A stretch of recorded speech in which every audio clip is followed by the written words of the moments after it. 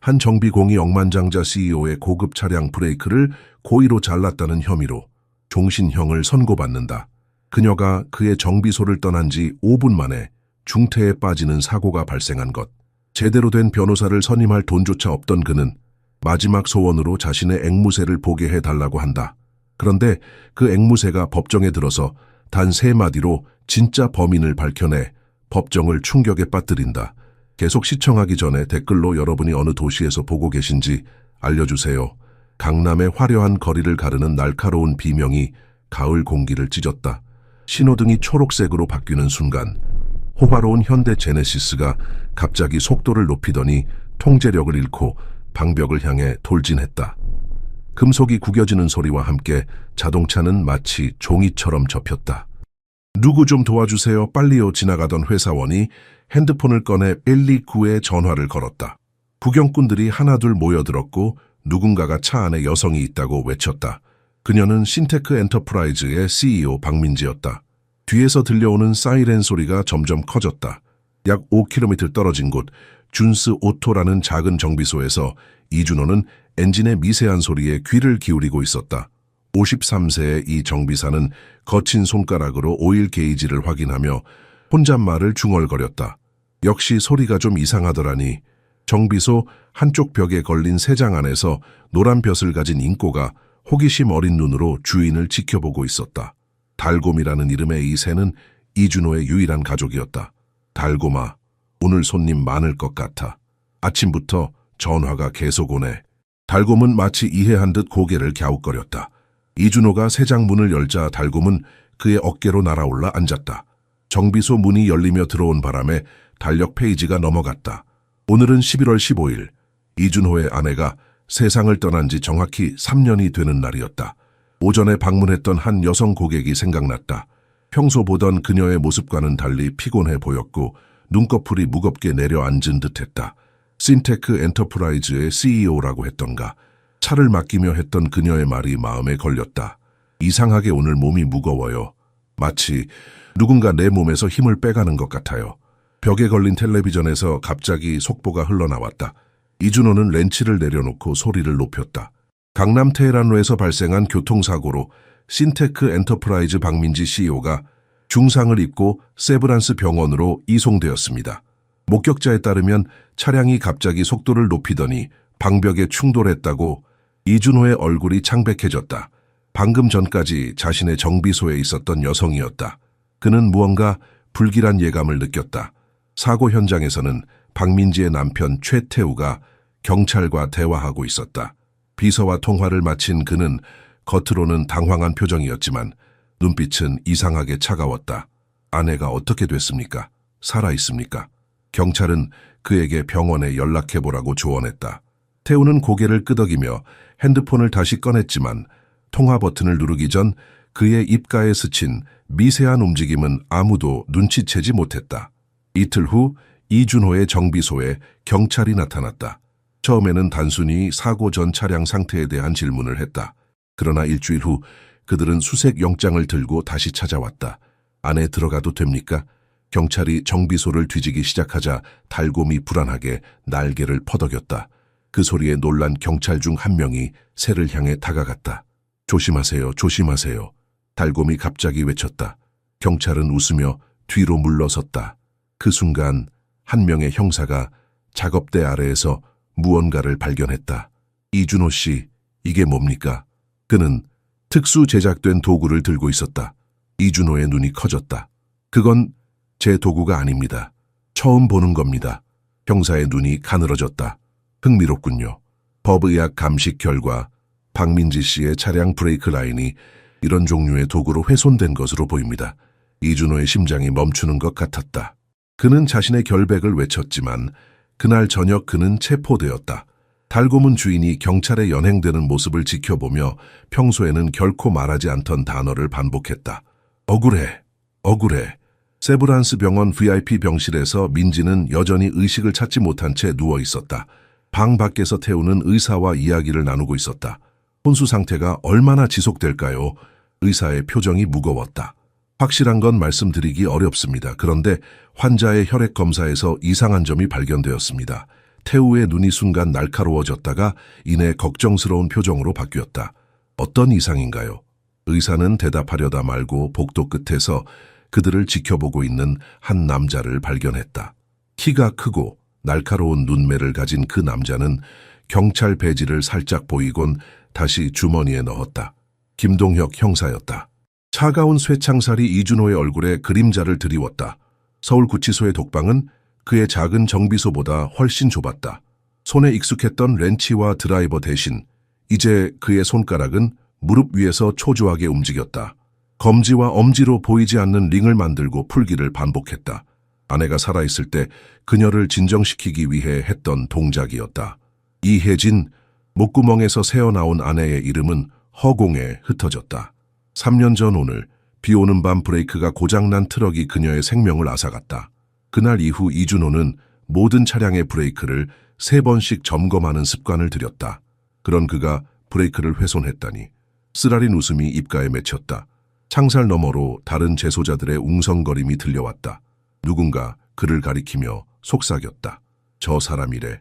부자 여자 죽이려고 한 정비공. 이준호는 고개를 푹 숙였다. 가슴 깊은 곳에서 분노가 치밀어 올랐지만 곧 절망이 그 자리를 대신했다. 변호사는 증거가 불리하다고 했다. 작업대 아래에서 발견된 도구, 블랙박스에 찍힌 그가 차량 밑에서 작업하는 모습, 그리고 무엇보다 그와 신테크 사이의 과거, 신테크 엔터프라이즈. 그 이름은 이준호의 과거에 깊은 상처를 남겼다. 창밖으로 보이는 바깥 세상, 저 높은 빌딩 숲 어딘가에 신테크의 본사가 있을 것이다. 2년 전 그곳의 회의실에서 그의 인생이 바뀌었다. 이준호 씨, 저희는 정당한 보상을 해드리고 있습니다. 이곳은 개발이 필요한 지역입니다. 대표이사 박민지의 단호한 목소리가 귓가에 맴돌았다. 그녀의 회사가 이준호의 집과 정비소가 있던 땅을 매입하려 했을 때 그는 거절했다. 이 땅에는 3대째 이어온 가업이 있었고 아내와의 추억이 담긴 정원이 있었다. 하지만 법적 절차는 냉정했고 결국 그는 조상의 땅을 떠나야 했다. 하지만 미움은 아니었다.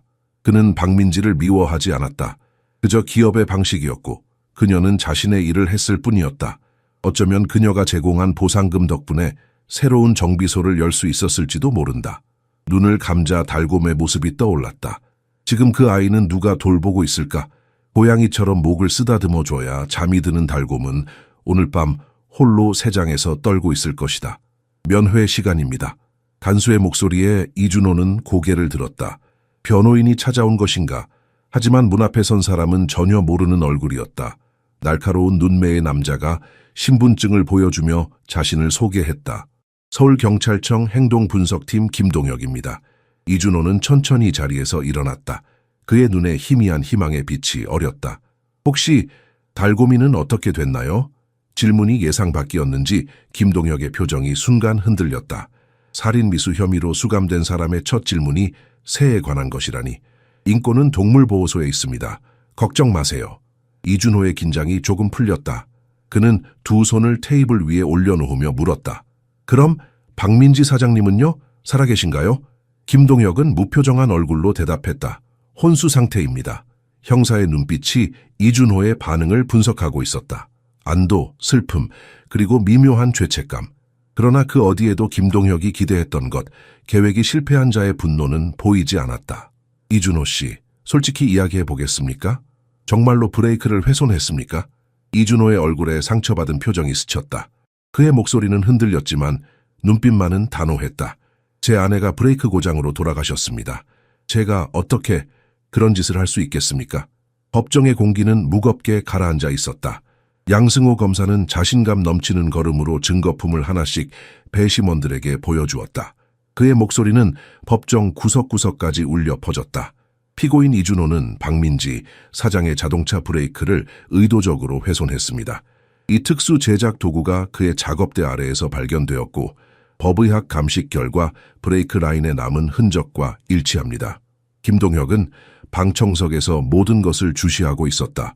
지난 15년간 행동분석가로 일하며 그는 거짓말하는 사람들의 미세한 표정 변화를 읽는데 능숙해졌다. 그는 이준호의 얼굴에서 공포와 절망을 보았다. 그러나 죄책감은 없었다. 검사의 말이 계속되는 동안 동혁의 시선은 법정 한쪽에 앉아있는 최태우에게 향했다. 그는 완벽한 검은색 정장을 입고 표정 없는 얼굴로 재판을 지켜보고 있었다. 하지만 검사가 증거를 제시할 때마다 태우의 턱 근육이 미세하게 경직되는 것이 동혁의 눈에 들어왔다. 불안함의 징후였다. 더 중요한 것은 피고인의 신테크 엔터프라이즈에 대한 분명한 원한입니다. 박민지 사장이 이끄는 신테크가 피고인의 대대로 내려온 땅을 인수한 과정에서 갈등이 있었고 방청석에서 태우의 비서 한수진이 작은 기침을 했다. 그녀의 표정은 차분했지만 손가락은 쉴 새 없이 핸드폰을 만지작거렸다. 동혁은 그녀가 끊임없이 메시지를 확인하는 모습을 놓치지 않았다. 방청석 맨 뒤에서 낮은 소리가 들려왔다. 누군가 새 장을 들고 들어오고 있었다. 달곰이었다. 마지막 심리에서 판사는 이준호가 자신의 애완새와 작별 인사를 할 수 있도록 허락했다. 인꼬를 실은 새 장이 법정 앞으로 이동하는 동안 모두의 시선이 그곳으로 향했다. 판사 박상민은 이례적인 광경에 미소를 지었다. 그는 평소 딱딱한 법정 분위기를 깨는 것을 즐기는 판사로 알려져 있었다. 이제 피고인은 평생 감옥에서 보내게 될 텐데 작별 인사 정도는 해야겠지요. 어쩌면 이 새가 진짜 범인을 알고 있을지도 모르고. 웃음소리가 법정에 잠시 번졌다. 그러나 그 웃음은 곧 얼어붙었다. 달곰이 갑자기 분명한 목소리로 외쳤기 때문이다. 최태우, 최태우. 순간 법정이 숨을 멈췄다. 달곰은 계속해서 그 이름을 반복했다. 동혁의 눈이 태우를 향했다. 순간적으로 그의 얼굴이 창백해졌고 이마에 땀방울이 맺혔다. 두 손은 떨고 있었다. 그는 재빨리 자리에서 일어나 법정을 빠져나갔다. 석양이 질 무렵 동혁은 자신의 사무실 창가에 서 있었다. 오늘 법정에서 있었던 일이 그의 마음을 떠나지 않았다. 새가 외친 이름 그리고 태우의 반응. 범죄 심리학에서 죄책감은 다양한 형태로 나타난다. 태우의 반응은 전형적인 위기 도피 반응이었다. 휴대폰이 울렸다. 법의학 연구소에서 온 전화였다. 김 형사님, 제가 브레이크 관련 증거를 다시 검토했는데 뭔가 이상합니다. 증거 사진과 실제 브레이크 상태가 일치하지 않아요. 마치 누군가 조작한 것 같습니다. 동혁은 펜을 집어들며 빠르게 메모했다. 그의 눈빛이 달라졌다. 어쩌면 이 모든 것이 꼬리를 물고 있을지도 모른다. 달곰이 외친 이름, 태우의 수상한 행동, 그리고 지금 이 불일치한 증거들. 철거장으로 가야겠군요. 차량 잔해가 아직 거기 있겠죠?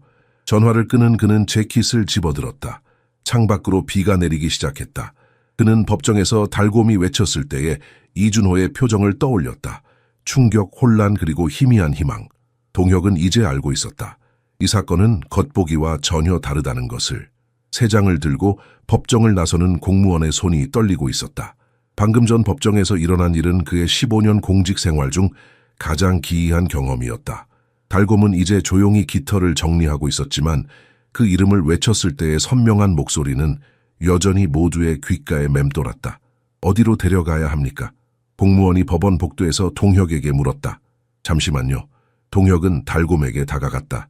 그 작은 눈동자는 인간의 것과는 다른 지혜가 깃들어 있었다. 이 녀석이 정말 뭔가를 알고 있을까요? 아니면 그저 말을 마치기도 전에 법원 화장실에서 소란이 일었다. 최태우가 세면대에 기대어 숨을 헐떡이고 있었다. 동혁은 공무원에게 달곰을 잘 보관해달라고 부탁한 뒤 화장실로 향했다. 괜찮으십니까, 최 이사님? 태우는 물기 묻은 얼굴을 들었다. 그의 눈에는 공포가 서려 있었다. 네, 그저 갑자기 어지러워서요. 요즘 아내 일로 스트레스가 심해서. 동혁은 고개를 끄덕였지만 그의 눈은 태우의 떨리는 손을 주시하고 있었다. 공포일까, 분노일까, 아니면 죄책감일까. 행동 분석가의 본능이 그에게 속삭였다. 이 남자는 무언가를 숨기고 있다니 놀라셨을 텐데요. 새가 당신 이름을 부르다니 정말 기묘한 우연이죠.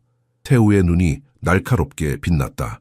그는 거울 속 자신의 모습을 정돈하며 대답했다. 그저 우연이겠죠. 그 정비공이 가르친 거겠죠. 날 모함하려고. 모함이요? 태우의 입가에 냉소적인 미소가 스쳤다. 그 정비공이 새에게 내 이름을 가르쳐 이런 상황을 만들려고 계획했겠죠. 꽤 교활한데요. 동혁은 태우의 눈을 정면으로 바라보았다. 재밌는 이론이네요. 하지만 이준호 씨는 체포 전까지 당신과 만난 적이 없다고 했습니다. 어떻게 당신의 이름을... 그건 당신이 확인해봐야 할 문제겠죠, 형사님. 태우는 냉정하게 말을 자르고 화장실을 나갔다. 동혁은 잠시 그 자리에 서서 생각에 잠겼다. 그때 화장실 칸막이 문이 열리고 한 청소년이 나왔다. 15살쯤 되어 보이는 소년은 교복을 입고 있었다. 아저씨, 방금 그 사람 진짜 이상했어요. 동혁은 놀라서 소년을 바라보았다. 뭐가? 제가 화장실에 있는데 그 사람이 들어와서 혼자 중얼거렸어요. 어떻게 그 새가 알지? 말도 안 돼. 막 이러면서요. 그리고 전화해서 누구한테 야, 빨리 손 봐. 그 새 없애버려. 라고 했어요. 동혁의 심장이 빠르게 뛰기 시작했다. 그는 소년의 이름과 연락처를 받아 적었다. 달곰이 든 세 장은 이제 법원 대기실에 놓여 있었다. 동혁이 다가가자 달곰이 머리를 기울였다. 그 모습은 마치 이제 어떻게 할 거냐고 묻는 것 같았다. 네가 정말 뭔가를 알고 있다면 이준호를 구할 수 있을지도 모르겠구나. 동혁은 달곰이 있는 세 장 가까이에서 녹음기를 꺼내 작동시켰다. 말해봐, 달곰아. 최태우에 대해 아는 것이 있니? 1분, 2분이 흘렀다. 달곰은 그저 깃털을 다듬을 뿐이었다. 동혁은 실망감을 느끼며 녹음기를 집어들려는 순간 달곰이 입을 열었다. 약, 먹여, 죽여. 동혁의 손이 얼어붙었다. 달곰의 목소리는 놀랍도록 선명했다. 더욱 충격적인 것은 그 억양이었다. 분명 최태우의 목소리였다. 또 뭐라고 말할 수 있어? 동혁이 목소리를 낮추어 물었다. 달곰이 다시 입을 열었다. 브레이크는 필요 없어. 증거, 조작. 동혁은 몸이 떨려오는 것을 느꼈다. 그는 즉시 휴대폰을 꺼내 메시지를 보냈다. 박민지의 혈액 검사 결과 확인 필요, 약물 검사 확대 요청. 바람이 창문을 두드렸다. 달곰은 이제 세 장 한 구석에서 조용히 눈을 감고 있었다. 마치 자신의 임무를 완수한 듯한 평온함이었다. 동혁은 녹음된 내용을 다시 들었다. 이것만으로는 증거가 될 수 없다. 하지만 이제 그는 어디를 파헤쳐야 할지 알았다. 최태우, 약물, 그리고 조작된 증거. 이 세 가지가 박민지의 사고와 어떻게 연결되어 있는지 밝혀내야 했다. 서울경찰청 지하주차장은 한밤중에도 불빛이 남아 있었다. 김동혁은 차 안에 앉아 오늘 있었던 일들을 정리해 보았다. 달곰의 녹음 파일이 반복해서 재생되고 있었다. 이 모든 것이 우연일까? 아니면 그가 직감했던 대로 무언가 더 깊은 음모가 있는 것일까? 김 형사님, 아직도 사무실에 계셨군요. 옆자리 차에서 내린 박지훈 반장이 그의 창문을 두드렸다. 피로한 얼굴로 동혁을 바라보는 그의 눈에는 의문이 서려 있었다. 이준호 사건은 이미 끝난 거 아닙니까? 증거도 명백하고 검사님도 만족해야 하시는데 동혁은 쓴웃음을 지었다. 반장님, 증거가 너무 완벽하다고 생각해 본 적 없으세요? 퍼즐 조각이 너무 깔끔하게 맞아떨어지면 오히려 의심해봐야 합니다. 지훈은 고개를 저으며 한숨을 쉬었다. 당신 같은 행동 분석가들은 항상 그렇지. 뭐든 깊게 파고들어서. 반장님, 동혁의 목소리가 더 진지해졌다. 저 정비공의 눈을 봤습니다. 그건 살인자의 눈이 아니었어요. 지훈은 동혁의 어깨를 두드렸다. 집에 가서 쉬어요. 당신 눈에 혈관이 다 터져 있어. 지훈이 떠난 후 동혁은 오랫동안 차 안에 앉아 있었다. 그의 머릿속에는 이준호의 말이 맴돌았다. 내 아내가 브레이크 고장으로 죽었습니다. 제가 어떻게... 동혁은 핸들을 꽉 움켜쥐었다. 그는 결정을 내렸다. 공식적인 수사가 아니더라도 진실을 파헤칠 것이다. 첫 번째 단계는 박민지의 병원 기록을 확인하는 것이었다. 세브란스 병원은 새벽에도 바쁘게 돌아가고 있었다. 동혁은 입구에서 망설였다. 공식 영장 없이 의료 기록을 요청하는 것은 불법이었다. 그는 휴대폰을 꺼내 오래된 연락처를 찾았다. 송지영 씨? 나 김동혁인데 미안하지만 도움이 필요해. 지영의 목소리가 졸린 듯 들려왔다. 동혁 씨? 15년 만인데 무슨 일이에요? 고등학교 때 네가 나 숙제 베끼게 해주던 그 빚 이제 갚을 때가 됐어. 그들의 재회는 병원 카페테리아에서 이루어졌다. 지영은 간호사 유니폼을 입고 있었고 피로에 지친 얼굴이었지만 여전히 동혁을 반갑게 맞았다. 경찰이 되었다면서? 행동 분석가라고? 대단한데. 동혁은 쓴 커피를 마시며 상황을 설명했다. 이준호의 억울함, 달곰의 말, 그리고 최태우에 대한 그의 의심. 지영은 그의 얘기를 들으며 점점 표정이 심각해졌다. 내가 뭘 도와줄 수 있을까? 박민지의 혈액 검사 결과를 봐야 해. 특히 약물 검사 결과. 지영은 망설였다. 그건 불법이야. 내 직업을 걸어야 해. 동혁의 눈에 간절함이 어렸다. 무고한 사람이 평생 감옥에 갇힐 수도 있어. 복도를 걷는 동안 지영의 발걸음은 무거웠다. VIP 병실에 특별 경비가 있어 박민지는 중요 인물이니까. 그들은 조심스럽게 계획을 세웠다. 지영이 경비를 다른 환자 문제로 잠시 불러내는 동안 동혁은 민지의 병실 근처 컴퓨터에 접근할 수 있을 것이다. 작전이 시작되었다. 지영이 경비에게 다가가 다급하게 이야기하는 동안 동혁은 간호사 스테이션으로 슬그머니 이동했다. 그의 손가락이 키보드 위에서 춤을 추듯 움직였다. 화면에 민지의 의료 기록이 나타났다. 그의 눈이 혈액 검사 결과를 훑었다. 갑자기 동혁의 얼굴이 굳어졌다. 거기에는 놀라운 결과가 적혀 있었다. 졸피뎀, 치사량에 가까운. 소름이 그의 등줄기를 타고 올라왔다. 달곰의 말이 사실이었다. 박민지는 브레이크 고장이 아닌 수면제 과다 복용으로 의식을 잃었던 것이다. 발소리가 복대서 들려왔다. 동혁은 재빨리 화면을 닫고 숨었다. 최태우가 의사와 대화하며 걸어오고 있었다. 아내를 다른 병원으로 옮기고 싶습니다. 개인 의료진을 두고. 동혁의 마음속에 의심이 확신으로 바뀌어갔다. 이제 그는 다음 단계로 나아가야 했다. 졸피뎀이 어디서 왔는지 추적해야 했다. 약국 기록을 확인할 시간이었다. 새벽녘 대원철거장의 쇠문이 삐걱거리며 열렸다. 김동혁은 낡은 작업복을 입고 손전등을 비추며 조심스럽게 안으로 들어섰다. 비가 그친 후 남은 무릉덩이가 그의 발걸음 아래서 찰박거렸다. 주변에는 산처럼 쌓인 폐차들과 금속 조각들이 달빛에 희미하게 반사되고 있었다. 더 찾는 거 있수? 갑작스러운 목소리에 동혁은 흠칫 놀라며 뒤를 돌아보았다. 나이 지긋한 경비원이 낡은 우산을 짚으며 그를 쳐다보고 있었다. 아, 네. 동혁은 배지를 보여주며 말했다. 경찰입니다. 며칠 전 사고 난 현대 제네시스 잔해를 확인해야 합니다. 경비원은 의심스러운 눈빛으로 배지를 살펴보더니 마지못해 고개를 끄덕였다. 저쪽 구석에 있을 거요. 아직 처리 안 됐으니까. 영장은요? 곧 올 겁니다. 선 확인 중이에요. 경비원은 더 따져 묻지 않고 어깨를 으쓱했다. 그는 이 일에 크게 관심이 없어 보였다. 조심하시오. 날카로운 것 많으니까. 동혁은 가리킨 방향으로 향했다. 그의 마음은 복잡했다. 공식 영장 없이 이렇게 증거를 확인하는 것은 규정 위반이었다. 조사 결과가 법정에서 인정받지 못할 수도 있다. 하지만 시간이 없었다. 최태우가 이미 아내를 다른 병원으로 옮기려 하고 있었고 달곰은 위험에 처해 있을지도 모른다. 산더미처럼 쌓인 폐차들 사이에서 그는 마침내 박민지의 차를 발견했다. 한때 호화로웠을 제네시스는 이제 구겨진 금속 덩어리에 불과했다. 동혁은 손전등을 비추며 차 밑으로 기어 들어갔다. 브레이크 시스템을 확인해야 했다. 찢어진 금속 사이로 몸을 집어넣는 동안 그의 손이 여러 번 긁혔다. 따가운 통증이 느껴졌지만 그는 아랑곳하지 않았다. 마침내 브레이크 시스템에 도달했을 때 그는 손전등을 가까이 가져갔다. 이럴 수가. 그의 눈이 커졌다. 브레이크 라인은 완벽하게 온전했다. 어떤 손상의 흔적도 없었다. 법정에서 보여준 사진과는 완전히 달랐다. 그는 재빨리 휴대폰을 꺼내 여러 장의 사진을 찍었다. 차 밑에서 빠져나오는 동안 동혁의 마음은 격정으로 요동쳤다. 이준호는 결백했다. 누군가 증거를 조작한 것이 분명했다. 근데 누가? 그리고 왜? 차에서 나온 그는 운전석 주변을 더 자세히 살펴보았다. 에어백이 터진 자리, 구겨진 핸들, 그리고 그의 눈이 무언가를 포착했다. 조수석 바닥에 작은 약병이 굴러 있었다.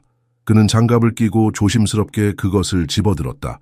라벨은 거의 지워져 있었지만 가까이서 보니 졸피뎀이라는 글자가 희미하게 보였다. 병원에서 본 혈액 검사 결과와 일치했다. 그는 이 약병도 사진으로 남기고 증거 봉투에 담았다. 갑자기 들려온 발자국 소리에 동혁은 움찔했다. 경비원이 아까보다 더 짜증난 표정으로 다가오고 있었다. 시간 다 됐소. 영장도 없이 이렇게 오래 있을 수는 없소. 동혁은 고개를 끄덕이며 주머니 속 증거를 꾹 쥐었다. 이제 그는 확신했다. 이준호는 희생양이었고 진짜 범인은 따로 있었다. 그는 병원으로 돌아가야 했다. 지영이 더 많은 정보를 찾아냈을지도 모른다. 세브란스 병원 지하 주차장은 한밤중에도 불빛이 환했다. 김동혁은 차 안에서 발견한 증거를 바라보며 깊은 생각에 잠겼다. 졸피뎀 약병, 온전한 브레이크 라인의 사진, 모든 것이 이준호의 결백을 가리키고 있었다. 핸드폰이 진동했다. 송지영이었다. 어디야? 큰일 났어. 동혁의 심장이 빠르게 뛰기 시작했다. 무슨 일이야? 방금 민지 씨 남편이 의사들과 왔어. 아내를 개인 병원으로 이송한대. 지금 수속 밟는 중이야. 뭐? 지금? 응. 더 중요한 건 내가 의료 기록을 더 살펴봤는데 첫 혈액 검사와 공식 기록이 달라. 누군가 기록을 조작했어. 동혁의 손이 핸들을 꽉 움켜쥐었다. 지금 가고 있어. 최대한 시간을 끌어줘. 엘리베이터가 5층에 도착했을 때 동혁은 이미 땀에 젖어 있었다. VIP 병실 복되는 사람들이 분주하게 움직이고 있었다. 한쪽에서는 최태우가 의사들과 열띤 논쟁을 벌이고 있었다. 법적으로 저는 아내의 보호자입니다. 이송 결정권이 제게 있어요. 지영이 그들 사이에 서서 서류를 확인하는 척하며 시간을 끌고 있었다. 규정상 이런 상태의 환자 이송은 의료진 전체 회의 후에 태우의 목소리가 높아졌다. 그런 규정 어디 있습니까? 당장 수속을 완료해 주세요. 동혁은 몰래 복도 끝에 있는 민지의 병실로 향했다. 문 앞에는 경비원이 없었다. 아마도 이송 준비로 자리를 비운 것 같았다. 그는 재빨리 안으로 들어갔다. 병실은 조용했다. 각종 의료 장비들이 규칙적인 소리를 내며 작동하고 있었다. 침대 위에는 박민지가 누워 있었다. 창백한 얼굴, 가느다란 손가락, 그리고 꼼짝도 하지 않는 몸. 그녀는 평화로워 보였지만 그 평화 속에는 깊은 어둠이 숨겨져 있었다. 동혁은 침대 옆으로 다가갔다. 박민지 씨, 저는 경찰입니다. 당신을 도우려 합니다. 당연히 대답은 없었다. 그는 병실을 둘러보기 시작했다. 침대 옆 테이블에는 물 한 잔과 민지의 개인 소지품이 담긴 서랍이 있었다. 그는 조심스럽게 서랍을 열었다. 안에는 지갑, 휴대폰, 그리고 작은 수첩이 있었다. 동혁은 수첩을 집어들었다. 첫 페이지를 넘기자 민지의 깔끔한 필체로 쓰인 일정표가 나왔다. 사고 당일 일정을 확인해보니 오전 9시 변호사 미팅, 이혼 관련이라고 적혀 있었다.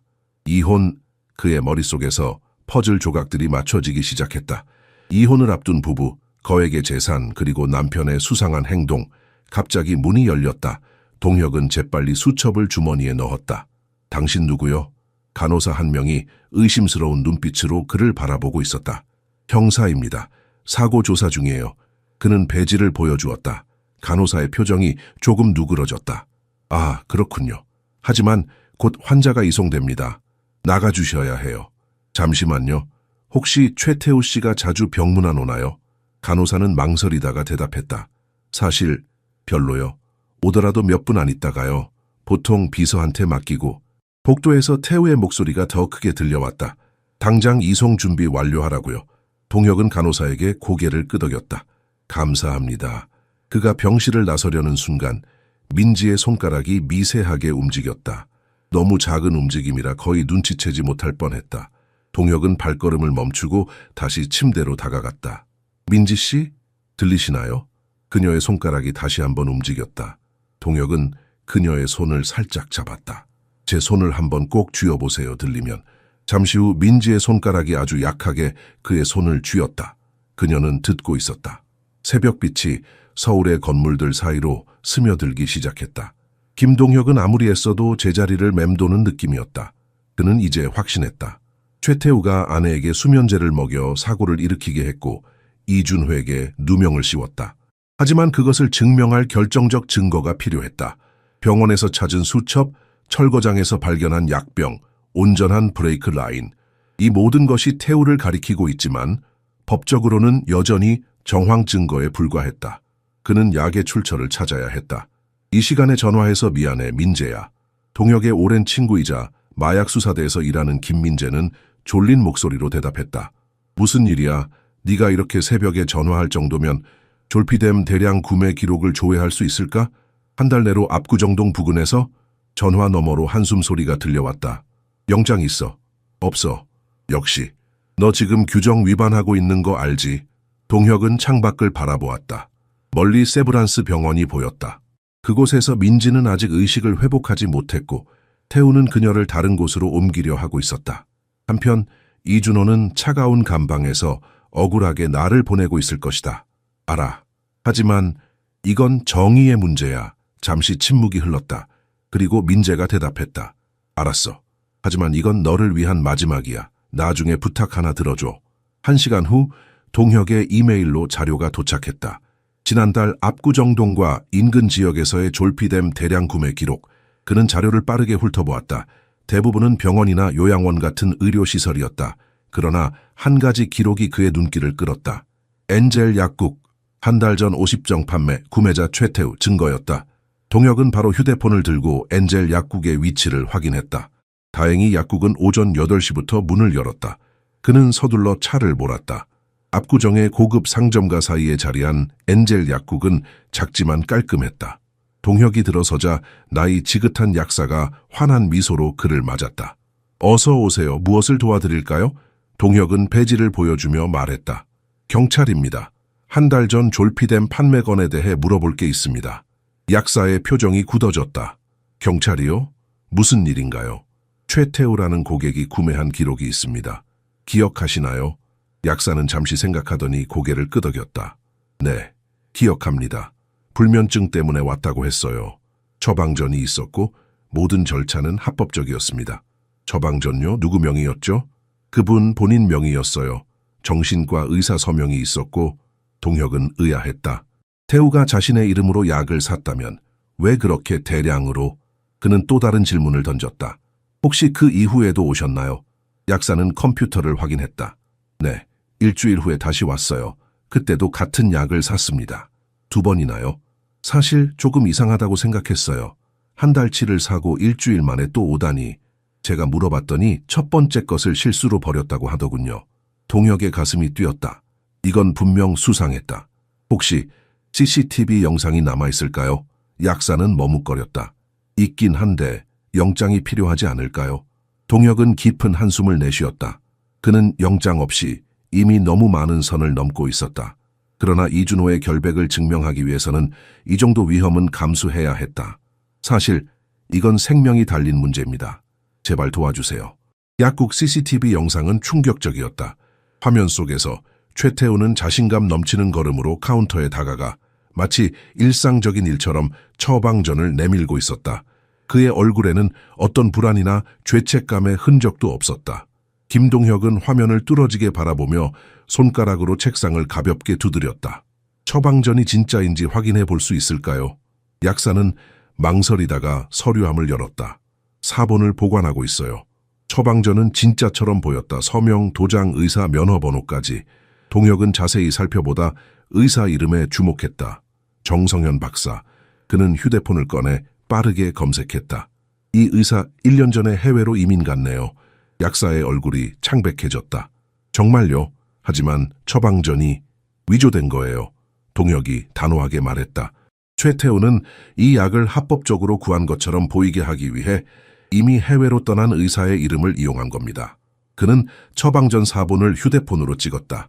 이제 확실한 증거가 하나 더 생겼다. 태우가 계획적으로 약을 구했다는 증거. 하지만 여전히 연결고리가 부족했다.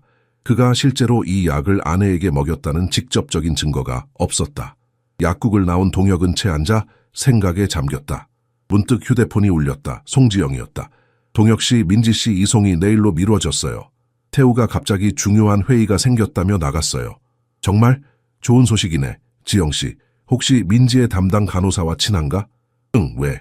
민지가 아침마다 마시는 차나 음식을 확인해 볼 수 있을까? 혹시 남편이 가져오는 게 있다면? 지영은 잠시 침묵했다. 잠깐만 생각해 보니까 아침마다 비서가 차를 가져왔어. 항상 같은 시간에. 비서라고? 한수진? 맞아. 항상 말이 없고 차갑더라고. 동혁의 눈이 빛났다. 또 하나의 실마리. 그는 한수진의 배경을 조사해야 했다.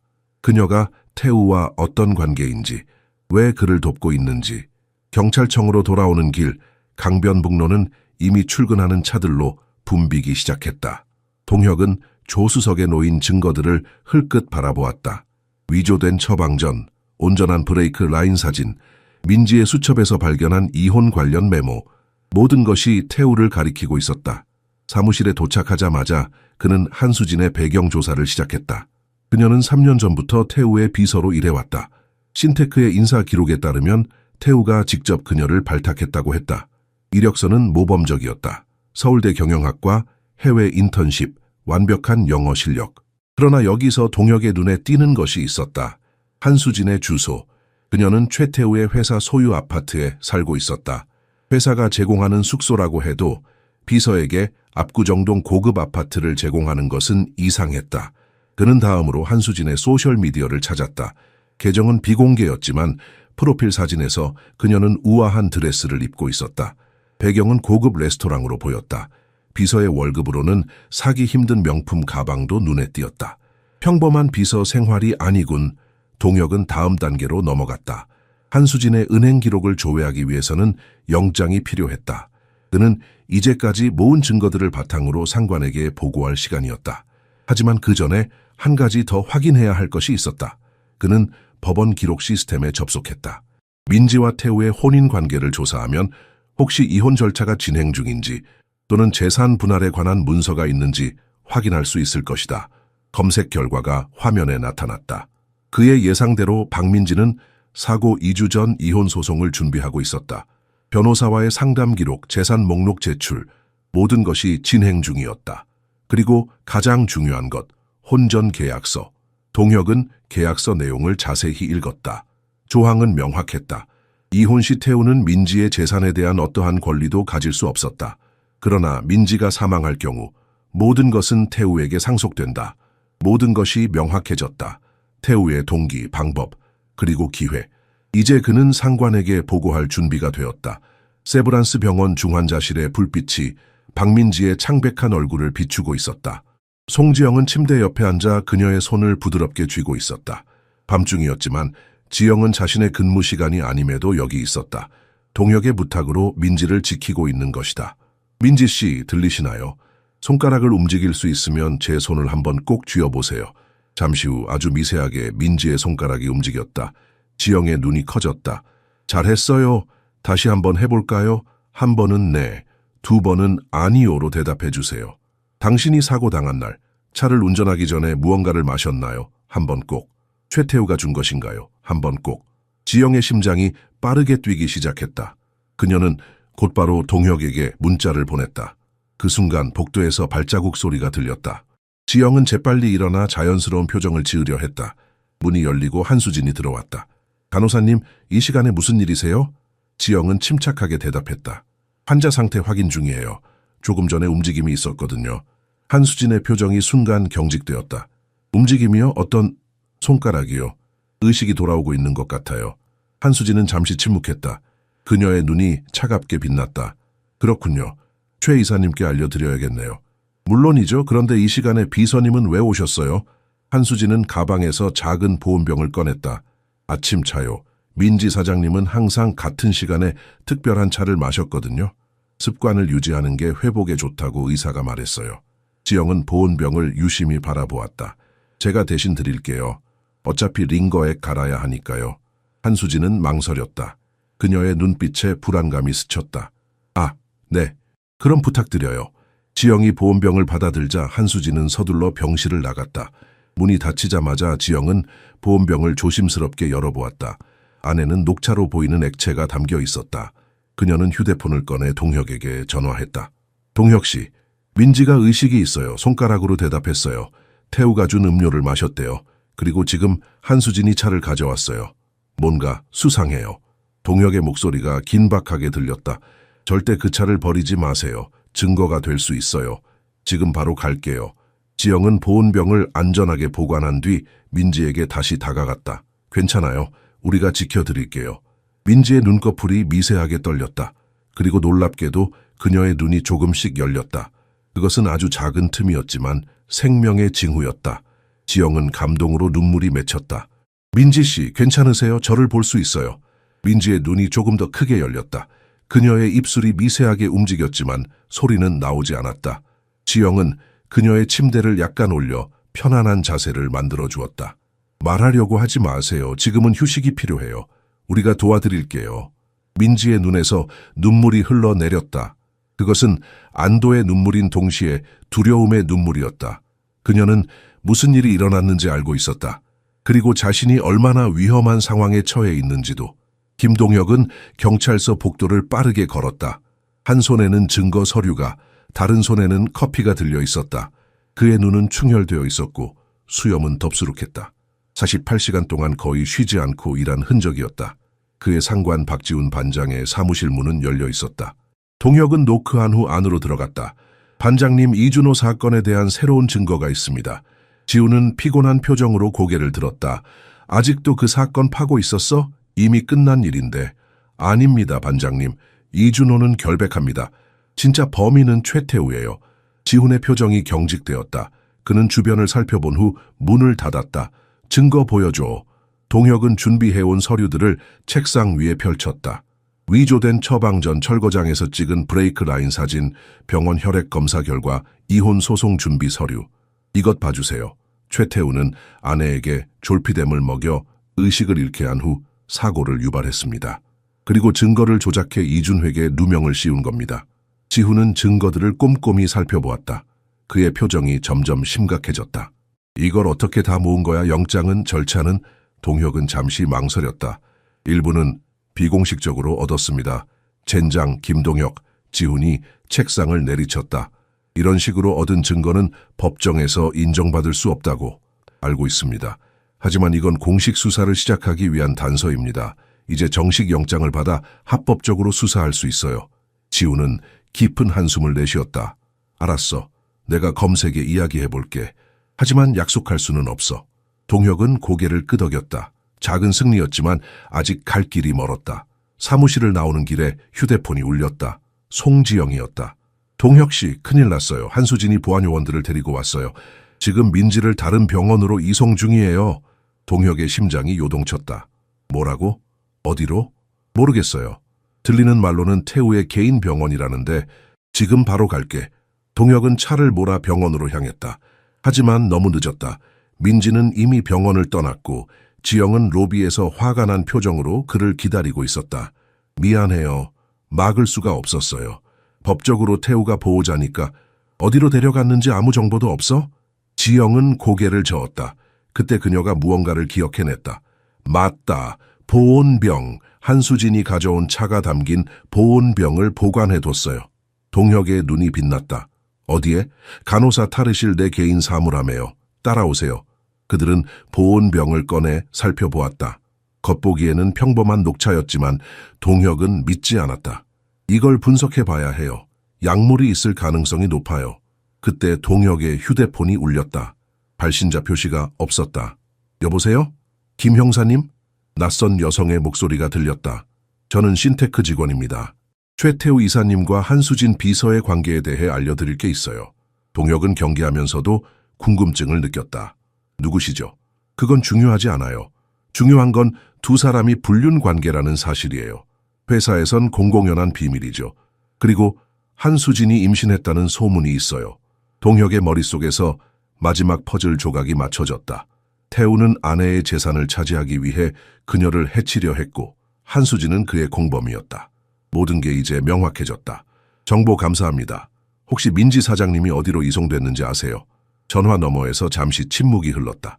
강남의 세인트 메디컬 센터요. 태우 이사님의 친구가 운영하는 병원이에요. 동혁은 지영에게 고개를 끄덕였다. 이제 그들은 어디로 가야 할지 알았다. 하지만 무언가 이상했다. 이 정보는 너무 쉽게 주어진 것 같았다. 채오르며 동혁은 불안감을 떨칠 수 없었다. 마치 누군가가 그를 함정으로 유인하는 것 같은 기분이었다. 세인트 메디컬 센터의 VIP 병실은 호텔 스위트룸처럼 화려했다. 창문 밖으로는 강남의 빌딩들이 보였고 실내에는 고급스러운 가구들이 놓여 있었다. 침대에 누워있는 박민지의 창백한 얼굴만이 이곳이 병실임을 상기시켰다. 상태가 어떤가요? 최태우가 의사에게 물었다. 안정적입니다. 하지만 이동 과정에서 약간의 스트레스가 있었던 것 같습니다. 오늘은 면회를 최소화하는 것이 좋겠습니다. 태우는 고개를 끄덕였다. 알겠습니다. 잠시만 있다 갈게요. 의사가 나가자 태우는 민지에게 다가갔다. 그의 얼굴에서 위장된 걱정이 사라지고 냉담한 표정이 드러났다. 그는 민지의 귓게 입을 가까이 했다. 아직도 살아있구나. 참 질긴 목숨이야. 민지의 손가락이 미세하게 움직였지만 태우는 알아채지 못했다. 걱정 마. 곧 끝날 거야. 이번엔 실패 없이. 그때 문이 열리고 한수진이 들어왔다. 그녀의 표정은 긴장되어 있었다. 이사님, 경찰이 병원으로 오고 있대요. 병원 직원이 방금 전화했어요. 태우의 얼굴이 굳었다. 어떻게 이곳을 알았지? 모르겠어요. 하지만 시간이 없어요. 빨리 계획을 실행해야 해요. 태우는 고개를 끄덕이고 민지의 링거 주머니를 바라보았다. 준비됐어? 한수진은 가방에서 작은 약병을 꺼냈다. 무색무취의 액체가 담겨 있었다. 그녀는 링거 주사에 약물을 주입하려고 했다. 바로 그 순간 민지의 눈이 확 떠졌다. 그녀는 약한 목소리로 외쳤다. 도와주세요. 태우와 한수진은 충격으로 얼어붙었다. 민지의 눈에는 공포와 결의가 동시에 담겨 있었다. 당신, 내체, 약을 넣었죠. 태우는 재빨리 상황을 파악하고 침착하게 웃었다. 여보 아직 혼란스러운가 봐. 의사를 불러올게. 그는 비상 호출 버튼을 누르는 척하며 꺼버렸다. 한수진은 문을 잠갔다. 이제 어떻게 해요? 한수진이 떨리는 목소리로 물었다. 계획대로야. 더 서둘러야 할 뿐이지. 태우가 다시 약병을 집어들려는 순간 복도에서 소란이 들렸다. 누군가 문을 두드렸다. 경찰이다. 문 열어라. 김동혁의 목소리였다. 태우와 한수진은 서로를 바라보았다. 함정이었다. 그들이 서두르는 모습을 경찰에게 목격당하게 만든 것이다. 태우는 침착하게 한수진에게 약병을 건네며 귓속말을 했다. 모든 걸 네가 한 거라고 할 거야. 넌 정신적으로 불안정했고 나는 아무것도 몰랐어. 한수진의 얼굴이 창백해졌다. 뭐라고요? 우리가 함께 조용히 해. 내가 빠져나가면 널 빼내줄게. 그러나 민지가 모든 말을 듣고 있었다. 그녀는 있는 힘을 다해 몸을 일으켜 링거 스탠드를 붙잡았다. 그리고는 비상 알람 버튼을 향해 손을 뻗었다. 태우가 그녀를 막으려 했지만 이미 늦었다. 요란한 알람 소리가 울려 퍼지고 동시에 문이 강제로 열렸다. 김동혁과 여러 경찰들이 병실로 들이닥쳤다. 최태우, 한수진, 살인미수 혐의로 체포합니다. 법정은 긴장감으로 가득 차 있었다. 재판이 시작된 지 3주째, 이제 최종 심리 단계였다. 검사 앞에 선 최태우는 여전히 자신감 넘치는 모습이었다. 그는 고급 정장을 입고 유능한 변호인단을 대동하고 있었다. 최태우 씨, 다시 한번 묻겠습니다. 당신은 아내에게 졸피뎀을 먹였습니까? 태우는 단호하게 고개를 저었다. 아닙니다. 제가 왜 사랑하는 아내를 해치겠습니까? 검사는 증거 사진을 보여주었다. 이 처방전을 위조한 것도 아니고요. 이미 해외로 떠난 의사의 이름을 이용해서 그건 제 불면증 치료를 위한 것이었습니다. 법정 한쪽에서는 김동혁이 모든 것을 주시하고 있었다. 그의 옆에는 이제 완전히 회복된 박민지가 앉아 있었다. 그녀는 여전히 약간 창백했지만 눈빛은 강인했다. 그리고 그 뒤로는 이준호가 있었다. 무죄 판결 후 석방된 그는 이 재판의 결과를 지켜보기 위해 왔다. 그럼 한수진과의 관계는요? 그녀가 당신의 지시로 행동했다고 진술했습니다. 태우의 얼굴이 경직되었다. 그녀는 정신적으로 불안정합니다. 저를 사랑한 나머지 망상에 빠진 것뿐입니다. 그때 검사가 새로운 증거를 제출했다. 이것은 세인트 메디컬 센터 병실에서 녹음된 대화입니다. 법정에 태우의 목소리가 울려 퍼졌다. 모든 걸 네가 한 거라고 할 거야. 넌 정신적으로 불안정했고 나는 아무것도 몰랐어. 태우의 얼굴이 창백해졌다. 그는 변호사에게 급하게 귓속말을 했다. 이어서 또 다른 증거가 제시되었다. 병원에서 발견된 보온병의 내용물 분석 결과였다. 졸피뎀이 검출되었다.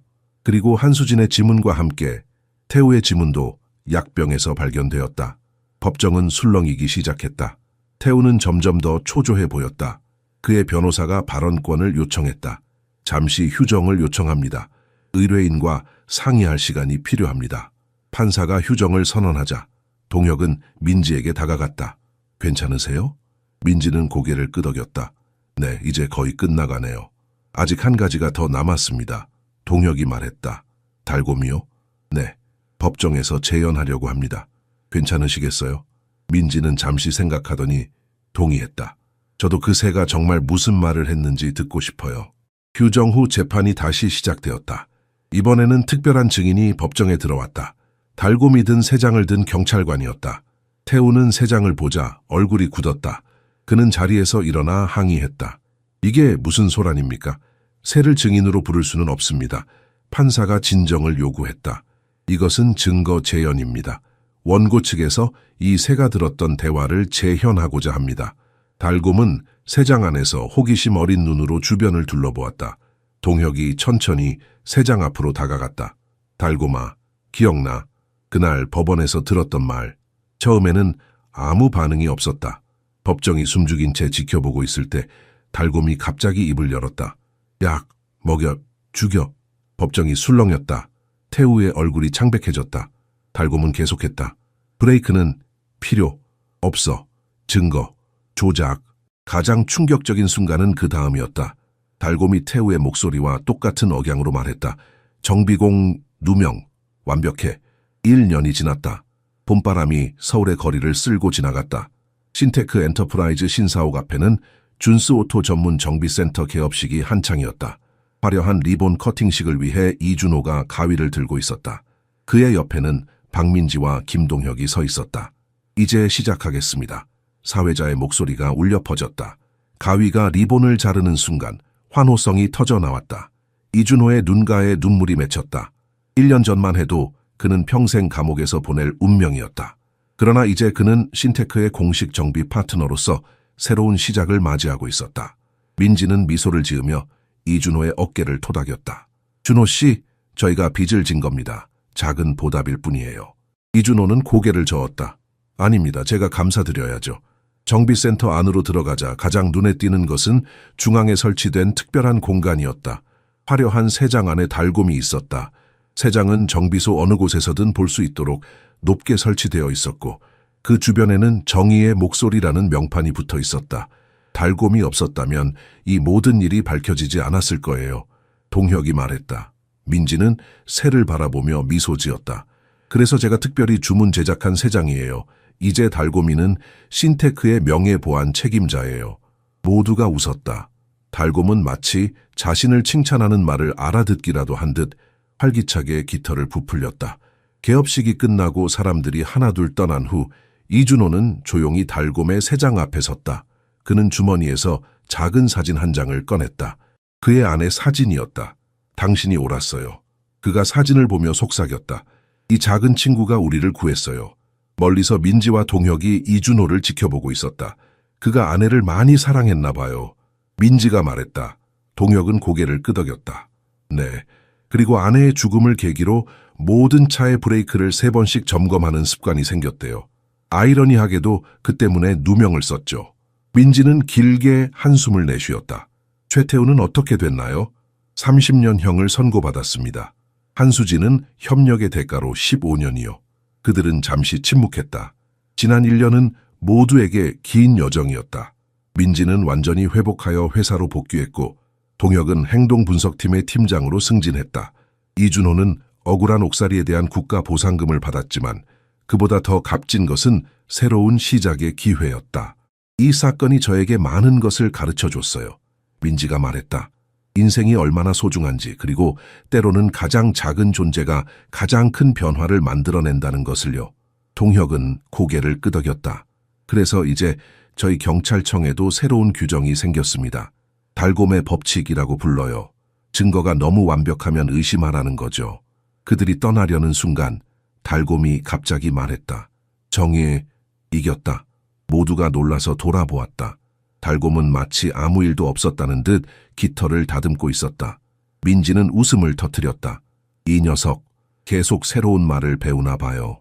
아마도요. 동혁이 대답했다. 하지만 가끔은 정말 이 새가 모든 걸 이해하고 있는 것 같아요.